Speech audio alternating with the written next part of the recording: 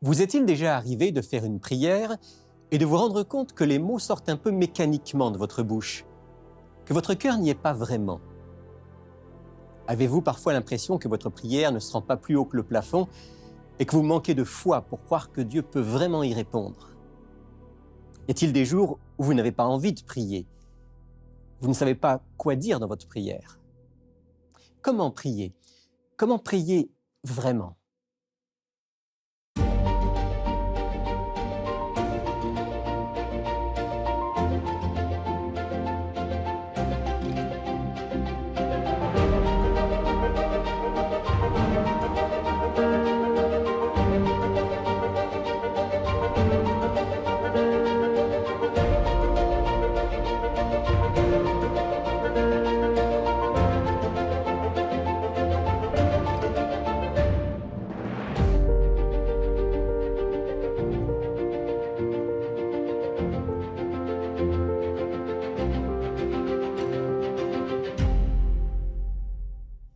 Bonjour à toutes et à tous, bienvenue dans Il est écrit. Ces derniers temps, j'ai donc été à nouveau interpellé par le sujet de la prière. On dit que la prière, c'est la respiration de l'âme, et c'est tellement vrai. Je ne sais pas comment ça se passe pour vous, mais en ce qui me concerne, je me rends compte qu'il y a des périodes où ma vie de prière est plus intense. Ça se traduit généralement par de belles expériences de foi avec Dieu. Et puis il y a d'autres moments, parce que je travaille davantage, parce que je me laisse distraire par des choses secondaires, pour toutes sortes de raisons, ma relation avec Dieu dans la prière a tendance à être moins profonde. Ce qui est formidable, c'est que dans cette situation, quand on est croyant, enfant de Dieu, on ne tarde pas à ressentir un certain vide. C'est comme si le Saint-Esprit venait parler à notre conscience, à notre intelligence, pour nous rappeler que sans une vie de prière profonde et authentique, on ne peut pas avoir de vraie communion avec Dieu et donc pas de paix profonde. Alors quand j'entends cette voix intérieure, je sais qu'il est temps pour moi de remettre les priorités en place, de redonner à la prière la place qui lui revient. Encore faut-il prier, mais prier vraiment. Comme Jésus, dont la vie de prière faisait l'envie des disciples et doit certainement inspirer la nôtre. Permettez-moi très simplement aujourd'hui de partager avec vous quelques éléments clés qui m'ont été rappelés récemment à travers certains passages de la Bible. Des éléments qui m'aident à prier, mais à prier vraiment. Le premier texte que je vais lire avec vous fait allusion à la vie de prière du Christ, mais on ne le trouve pas dans les évangiles. En fait, c'est un texte prophétique de l'Ancien Testament dans le livre du prophète Ésaïe. Et dans ce passage, Ésaïe présente le Messie, le Christ, sous les traits du serviteur de l'Éternel. Je lis dans Ésaïe chapitre 50 au verset 4. « Le Seigneur l'Éternel m'a donné le langage des disciples pour que je sache soutenir par la parole celui qui est fatigué. Il éveille chaque matin, il éveille mon oreille pour que j'écoute à la manière des disciples. » Jésus avait rendez-vous chaque matin avec son Père céleste. Il commençait ses journées par un temps fort avec lui. Il en avait besoin. Tout comme vous et moi, nous avons besoin de rencontrer Dieu au début de chacune de nos journées pour faire le plein, pour qu'il nous inspire. Mais remarquez bien en quoi consistait avant tout sa prière. Le texte dit « Il éveille chaque matin mon oreille pour que j'écoute à la manière des disciples. » Prier pour Jésus à ce moment-là, c'était écouter. L'écoute est fondamentale dans toute relation, dans toute communication. Je suis marié, j'ai une épouse qui me reproche parfois de ne pas bien l'écouter. Dans une relation avec nos enfants, avec nos parents, avec nos amis, l'écoute est absolument fondamentale. C'est exactement la même chose dans ma relation avec Dieu. Si je veux développer une relation profonde avec lui, je dois d'abord l'écouter. C'est tellement facile de se lancer dans la prière avec toute ma liste de besoins, ma liste de requêtes, de demandes. Écouter implique de réfréner cette envie de foncer dans la prière et de commencer par faire silence. Faire silence peut-être en éteignant mon téléphone, en arrêtant la musique, en allant dans un lieu calme, comme Jésus aimait le faire. Faire silence aussi mentalement, laisser de côté mes soucis, mes tracas, mes devoirs. Faire silence pour entendre la voix de Dieu. Oui, mais me diront certains, moi je n'entends pas la voix de Dieu physiquement lorsque je prie. Peut-être que Jésus, lui, l'entendait. Pas si sûr. S'il est vrai que peut-être parfois Jésus a entendu une voix audible lui parler, la plupart du temps, comme nous, puisqu'il était un être humain, il entendait Dieu différemment. Comment est-ce qu'on écoute la voix de Dieu? Comment est-ce qu'on entend ce qu'il a à nous dire? Certainement que la première réponse à cette question, c'est de dire que Dieu nous parle à travers ce livre, à travers les Écritures. C'est la raison pour laquelle il est important pour nous d'associer la prière à la lecture de la Bible. Lorsque je lis régulièrement les Évangiles, le Nouveau Testament et tous les textes de la Bible, mon esprit est rempli de la parole de Dieu. Et alors que je prie et que j'écoute, me reviennent des textes que j'ai lus qui sont pertinents par rapport à mes préoccupations, par rapport à ma journée. Et si je suis attentif à ce que l'Esprit Saint me souffle à ce moment-là, Dieu va vraiment me parler.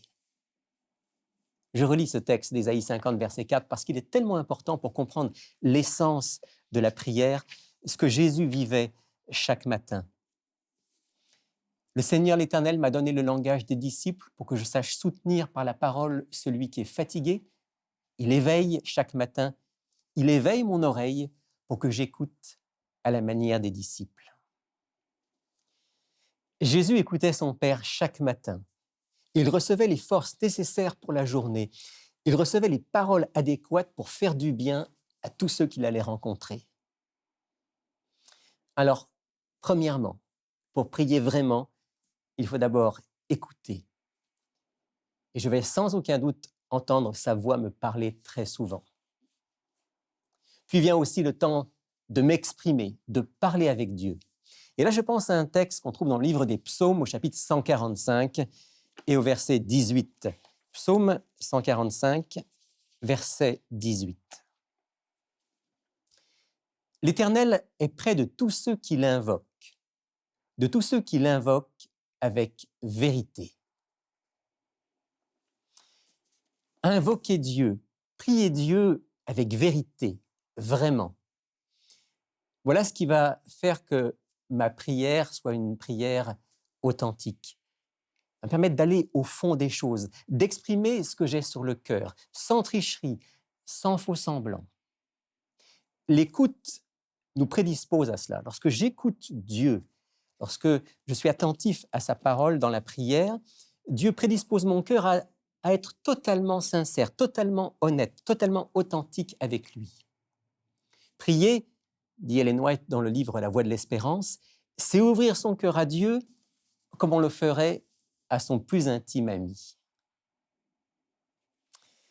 Pour prier vraiment, il faut que je parle à Dieu des vraies affaires. Mes joies, mes peines, mes peurs, mes aspirations, mes questions, mes projets, mes combats intérieurs, mes luttes contre le péché, les choses que je veux changer et je n'y arrive pas, les décisions que je devrais prendre et que je repousse, les personnes que je devrais rencontrer et que j'évite, etc., etc. Parler avec Dieu avec vérité. Par exemple, je ne peux pas lui dire « Père céleste, pardonne-moi mes fautes ». Je dois absolument nommer ce dont je parle pour recevoir son pardon. Sinon, Dieu va me dire « De quoi parles-tu » Pour prier vraiment, Dieu me rappelle donc que je dois premièrement l'écouter pour être imprégné de sa pensée et de sa présence. Et deuxièmement, lui parler sans tricherie, en toute vérité, sincérité, authenticité. Et puis récemment, Dieu m'a aussi rappelé que pour prier vraiment, je dois réaliser que l'action doit être jointe à la prière. Je pense à ce texte du livre des Proverbes, chapitre 28, verset 9. Je le lis avec vous maintenant. « Si quelqu'un détourne l'oreille pour ne pas écouter la loi, sa prière même est une abomination. » Et dans 1 Jean chapitre 3, verset 18, il est dit ceci: « Petits enfants, n'aimons pas en parole, ni avec la langue, mais en action et en vérité. » Prier et demander à Dieu ses bénédictions sans chercher à mettre en pratique sa loi, dit le livre des Proverbes, sans vouloir vivre ses enseignements, c'est se moquer de lui. C'est vouloir profiter de lui au lieu de le servir. Quand j'écoute, quand je prie avec vérité, Dieu ne tarde pas à me montrer des choses qu'il veut changer dans ma vie, des actes à poser, des personnes à aider, des engagements à prendre. La vraie prière ne s'oppose pas à l'action de notre part, au contraire, elle l'implique. Je suis étonné de rencontrer tant de croyants, de chrétiens, qui ont une conception un peu magique de la prière, une conception qui les déresponsabilise. Je présente à Dieu un besoin, une requête, et puis j'attends tout de lui, point final. Alors ça peut être valable dans certaines situations où je ne peux moi-même rien faire. Je présente à Dieu un besoin pour lequel je ne peux pas intervenir, quelqu'un auprès de qui je ne peux pas agir. Mais dans la plupart des cas, dans bien des cas, je suis appelé à être un collaborateur avec Dieu. Quelqu'un disait avec raison, l'action sans la prière, c'est de la présomption. Mais la prière sans l'action, c'est une illusion. L'apôtre Jacques le dit à sa manière dans son épître au chapitre 2, et je vais lire avec vous les versets 15 à 17, épître de Jacques, chapitre 2, versets 15 à 17. « Si un frère ou une sœur sont nus et manquent de la nourriture de chaque jour, et que l'un d'entre vous leur dise « Allez en paix, chauffez-vous, rassasiez-vous », sans leur donner ce qui est nécessaire au corps, à quoi cela sert-il? Il en est ainsi de la foi, si elle n'a pas d'œuvre, elle est morte en elle-même. Et on pourrait dire, il en est ainsi de la prière, si elle n'a pas d'œuvre, elle est morte en elle-même. Mon frère, ma sœur, je vais prier pour toi. Dans le cas précis dont parle l'apôtre Jacques, c'est une illusion de foi, un simulacre de prière. La vraie prière authentique conduit à l'action pour aider dans la mesure de nos moyens ceux qui nous entourent. Si je prie pour que Dieu me donne la santé et que je ne fais rien pour préserver ma santé, je ne me demande pas ce que Dieu attend de moi comme changement, à quoi sert-il de prier? Si je prie Dieu parce que j'ai des problèmes financiers et que je ne suis pas attentif à la manière dont Dieu veut que je réoriente et réarrange, réorganise mes finances, à quoi me sert-il de prier?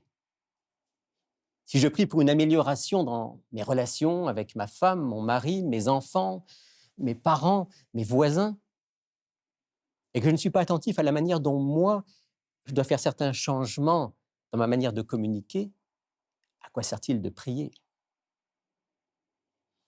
Prier vraiment, c'est premièrement écouter Dieu, entendre sa voix nous parler. C'est deuxièmement lui parler authentiquement des vraies affaires, celles de ma vie et celles de ceux pour qui je prie. Et prier vraiment, comme on vient de le dire, c'est aussi passer à l'action quand Dieu me montre ce qu'il attend de moi.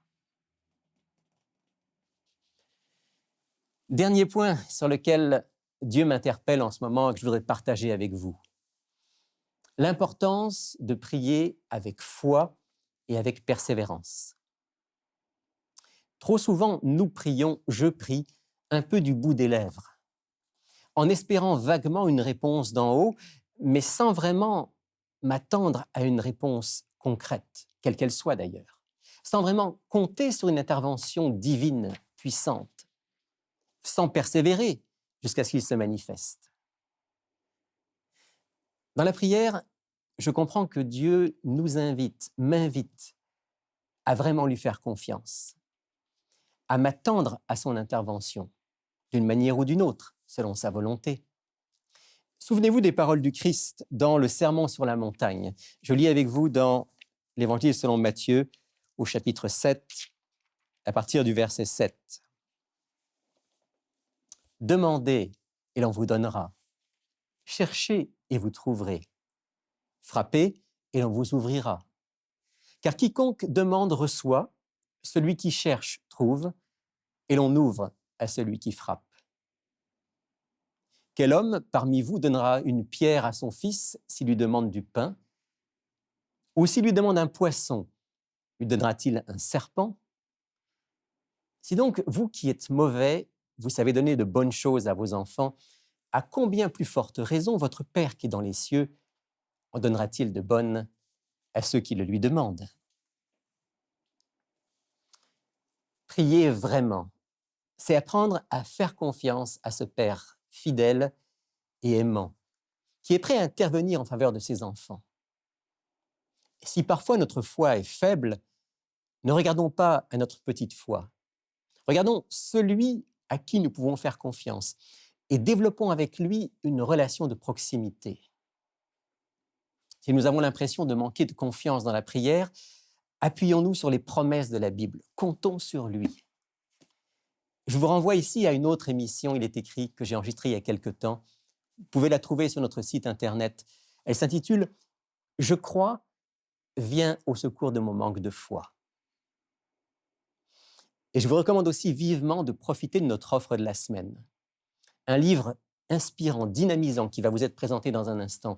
Un livre de Roger Morneau intitulé « Réponse extraordinaire à la prière ». Écoutez. Écoutez pour entendre la voix de Dieu dans notre conscience et dans sa parole, la Bible. Ouvrir son cœur à Dieu et aller au fond des choses avec lui. Lui parler des vraies affaires. Agir en conséquence de nos prières et de ce que Dieu nous montre pour être collaborateur avec lui. Et toujours, toujours lui faire confiance. Persévérer dans la prière, sachant qu'il nous aime et qu'il va se manifester d'une manière ou d'une autre. Voilà quelques éléments que Dieu m'a rappelés récemment pour que je prie vraiment. Et c'est ce que je veux faire maintenant, en terminant cette réflexion. Père Céleste, c'est tellement bon et réconfortant de savoir que tu es notre Père. Et comme on vient de le lire, que tu as à cœur de donner de bonnes choses à tes enfants. Aide-nous, Père du ciel, à te prier avec la confiance toute simple d'un enfant envers ses parents. Aide-nous, Seigneur, à te prier vraiment. Donne-nous une oreille attentive pour entendre ta voix, un cœur pur pour te parler des vraies choses qui concernent nos vies ou la vie de ceux qui nous entourent. Donne-nous d'être persévérants dans la prière et d'avoir la joie de collaborer avec toi pour que nos vies puissent être transformées et pour que nous puissions être des instruments entre tes mains pour faire du bien à tous ceux qui nous entourent. C'est la prière que nous te faisons aujourd'hui. Au nom de Jésus. Amen.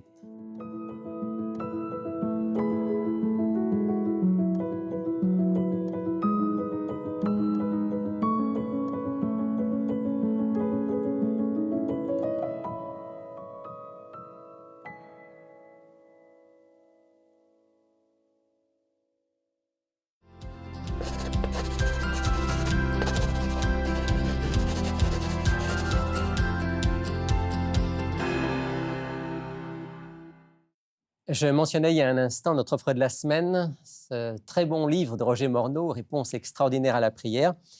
Alors c'est le moment de vous le présenter plus en détail. Je retrouve France. Bonjour France. Bonjour Rémi. Et Alberto. Bonjour Rémi. Bonjour Alberto. Bonjour France. Alors France, ce livre, je l'ai recommandé, mais toi, je pense que tu veux dire un petit peu plus ce qu'il contient et pourquoi ça vaut la peine de se le procurer. Oui, en fait, récemment, je l'ai relu au complet. Je l'avais déjà lu dans le passé, mais je trouvais ça très passionnant, encore une fois, parce que c'est un livre témoignage. Donc ici, on le voit bien, Réponse extraordinaire à la prière. C'est un témoignage, il y a environ 115 pages. Et puis, Roger Morneau, c'est un homme qui, dans sa vie de tous les jours, rencontre beaucoup de clients, mais il s'est donné le ministère de la prière. Et à chaque fois qu'il rencontre quelqu'un qui voit qu'il y a des besoins, il prend le temps de les mettre dans sa liste de prières et il leur dit « Je vais prier pour vous ». Et à l'occasion, ça arrive qu'il y a des gens qui disent « Ah, ça ne donne pas grand-chose. Il y a des gens qui prient pour moi, puis il n'y a pas de réponse. » Mais lui, il dit « Je vais prier pour vous vraiment. » Un peu comme tu disais dans l'émission. Et puis, il y a réellement des réponses. On voit Dieu agir. Et juste pour donner un petit exemple, à un moment donné, Roger Morneau, il n'y a plus d'essence dans sa voiture. Il a encore plusieurs kilomètres à faire. C'est en hiver, il fait très froid et il ne doit pas avoir d'engelure parce que dans le passé, il y a déjà eu des problèmes de ce genre. Et il prie intensément et Dieu lui permet sans essence de se rendre jusqu'à la maison pendant des kilomètres et sa voiture arrête rendue chez lui. Donc, les miracles, c'était pas juste à l'époque des apôtres. Alors, c'est ça. Quand on lit ce livre, je l'ai lu aussi, Oui, et certaines histoires, on s'est dit, waouh, ça pourrait être dans le livre des Actes des Apôtres, absolument. mais c'est contemporain. Absolument. Mhm. Alors, on voit qu'il applique dans sa vie certains principes qu'il nous partage dans le livre.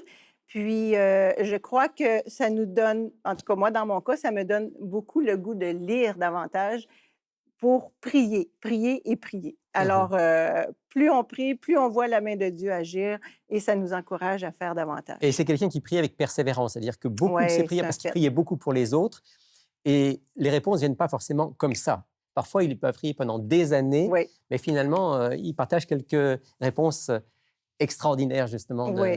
Parce de que la part Dieu, de il Dieu. ne bouscule personne. Hein? Mhm. Donc, la personne est libre d'accepter l'action du Saint-Esprit dans sa vie et il comprend bien ça, il l'explique bien dans son livre. Alors, Donc, voilà. à la fois des histoires extrêmement fortifiantes pour la foi, Mm. et puis des principes pour nous aider, nous, à prier. Oui, à bien prier, puis notre vie, bien sûr, doit être, comment je dirais, en règle avec Mhm. l'Éternel, puis avoir les sentiments de Jésus, la foi de Jésus. Et alors, ce livre, il est proposé à quel prix? À 18 on additionne les frais de poste, puis je vous dirais, c'est un petit bijou qui va vous donner le goût de prier. Ça, c'est sûr. Merci, France. Ça fait plaisir. Et Alberto, toi, tu voudrais, juste pendant une minute ou deux, nous parler des petits groupes Il est écrit qui continuent à se développer? Oui, oui. Puis on pourrait poser la question, qu'est-ce qu'un petit groupe? Une définition que j'aime bien, mais que je réfléchis, c'est une petite famille spirituelle C'est bien dit. dans laquelle on partage non seulement des choses en lien avec la Bible, qu'est-ce qu'on apprend de Dieu à travers la Bible, mais aussi on partage, on parle de la prière, mais On prie on peut ensemble. prier On prie les uns ensemble, pour hein. les autres. C'est un endroit où est-ce qu'on le respect est là, l'amour est là, fait partie de nos valeurs. Où est-ce qu'on continue à marcher dans notre vie spirituelle. Alors, un petit groupe, Alberto, ça peut être un petit groupe qui se réunit physiquement quelque part dans une maison, mais ça peut être aussi un groupe qui se réunit virtuellement. Virtuellement, voilà. Donc, on a les deux options. Puis juste pour mentionner quelques endroits, donc nous avons ici à Montréal, nous avons sur la rive nord, sur la rive sud, à Gatineau, à Sherbrooke, au Saguenay, même. Donc, on pourrait éventuellement aussi, on est en train de travailler pour en avoir un à Québec. Bientôt à Québec aussi. Voilà. Absolument. Donc, puis notre objectif, c'est d'en avoir le plus possible. Donc, on veut encourager, inviter nos auditeurs à rentrer en contact avec nous s'ils désirent faire partie d'un petit groupe afin de pouvoir grandir avec d'autres chrétiens dans cette direction, le ciel, on dit. Voilà. Puis, dans un petit groupe, il y a toutes sortes de gens. Moi, je participe toutes les semaines à un, même souvent deux petits groupes, et je vois, il y a des gens qui sont au début de leur parcours biblique et spirituel. Il y en a qui ont plus d'expérience. Mais ce qui est bien, c'est que chacun apporte, chacun se respecte. Oui. Et puis, finalement, c'est un lieu de croissance. Oui, parce que ça fait partie des valeurs, le progrès spirituel. Donc, plusieurs peuvent être à différents niveaux, mais l'important, c'est de progresser spirituellement. Oui. Voilà, merci de nous avoir appelé ça, Oui, Alberto. C'est toi qui coordonne ces petits groupes, et puis Oui. on sait que tu le fais de tout ton cœur. Merci pour ça. Merci à tous les deux. Plaisir. Plaisir. Voilà, si vous voulez participer à un petit groupe ou si vous voulez notre offre de la semaine, contactez-nous. Voici nos coordonnées. Vous pouvez commander l'offre de la semaine sur notre site internet ilestécrit.tv ou par téléphone au 514-729-3515 ou encore 1-866-729-3515. Voici également notre adresse. Il est écrit Case postale 99, succursale Rosemont, Montréal, H1X 3B6. Je suis l'Éternel, ton Dieu, qui soulève la mer, et fait mugir ses flots. L'Éternel des armées est son nom.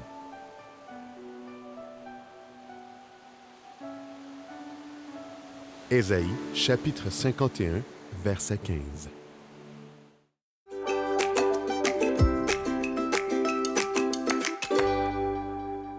Vous avez envie de vous remettre en forme, mais vous ne savez pas par où commencer? Eh bien, je vous propose aujourd'hui de faire de l'exercice par intervalle. Cette méthode a fait ses preuves depuis longtemps et est très efficace pour tous les âges. C'est facile de l'adapter, c'est simple et vous pouvez pratiquer cette méthode à peu près avec tous les exercices cardiovasculaires. Alors, en quoi ça consiste, l'exercice par intervalle? Vous choisissez votre exercice, par exemple le vélo. Et là, vous allez commencer à faire votre échauffement. Donc, vous vous installez doucement. On commence, ça peut être du vélo intérieur, mais ça peut être aussi dehors quand la saison le permet. On commence quelques minutes de réchauffement. Par la suite, on va alterner. Donc, on va faire, par exemple, un 30 secondes d'exercice intense. Donc, on va à notre maximum, ou en tout cas, il faut quand même être essoufflé. Selon votre âge aussi, allez-y selon vraiment votre âge et votre condition de santé. Donc, ça se peut que vous alliez juste un peu rapidement. Allez-y selon votre capacité. Mais l'important, c'est d'être rapide, de faire un exercice un peu plus intense pendant un 30 à 60 secondes. Par la suite, on va faire un 30 à 60 secondes d'exercice plus modéré ou même ça pourrait être de repos. Par exemple, si vous faites de la marche, vous pouvez faire une marche rapide en alternant avec un repos, mais c'est mieux quand même de continuer à bouger un petit peu sur place pendant la période plus relaxe. Donc, on alterne ainsi de suite des périodes d'activité intense et repos pendant un 20 à 30 minutes ou selon la durée de votre entraînement. Ça va vous permettre d'être moins fatigué, moins épuisé à la fin de votre entraînement. Vous allez augmenter votre capacité plus rapidement. Ça diminue beaucoup les courbatures. Et apparemment, ça pourrait même améliorer le fonctionnement de la glande thyroïde. Donc, c'est vraiment intéressant, adaptable selon votre âge, votre niveau d'exercice et vous allez voir que ça va être encourageant pour vous. N'oubliez pas de faire quelques étirements aussi, ça c'est bien important pour diminuer les risques de blessures. Donc, avant votre activité et après, on fait quelques étirements des muscles que vous savez qui vont être sollicités pour éviter les courbatures et les blessures.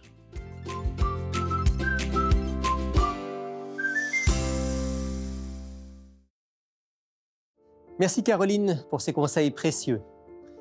Toute l'équipe d'Il est écrit se joint à moi pour vous souhaiter une très bonne semaine. On vous donne rendez-vous bien sûr la semaine prochaine pour une autre émission avec un autre sujet. Puis je ne vais pas terminer sans vous rappeler ces paroles du Christ qui a dit « Il est écrit, l'homme ne vivra pas de pain seulement, mais de toute parole qui sort de la bouche de Dieu. »